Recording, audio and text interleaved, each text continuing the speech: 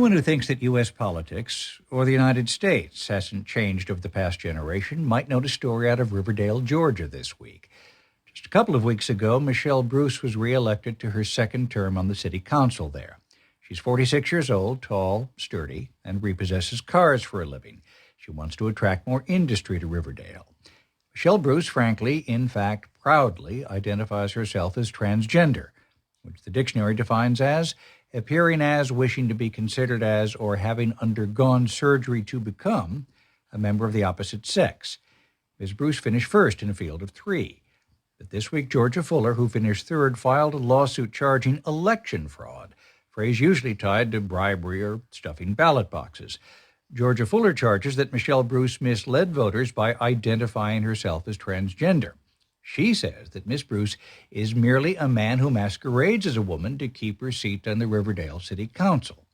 Now, I think this is a moment to note in Southern political history, right alongside Bobby Jindal being elected governor of Louisiana.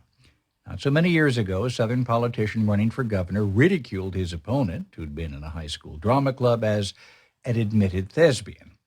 Now we have a losing candidate in a Southern City Council election who charges that her opponent pretended to be transgender just to be popular, the way candidates used to boast that their great-great-grandfather fought with Stonewall Jackson. Now, this holiday weekend, we weren't able to discover how much a member of the Riverdale City Council is paid. It's probably not so much that you'd want to change your gender just to win a council seat. It's Riverdale, Georgia, after all, not San Francisco's Castro District. Ms. Bruce says, "I'm the same Michelle I was 4 years ago. They're just trying to distract from the issues." The Riverdale city attorney says Michelle is identified as female on her driver's license.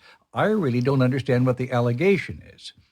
Now, if being transgender has become a political asset in some parts of the South, like getting endorsed by Pat Robertson or the NRA, it could have urgent implications for the presidential campaign ahead as both parties try to win votes there.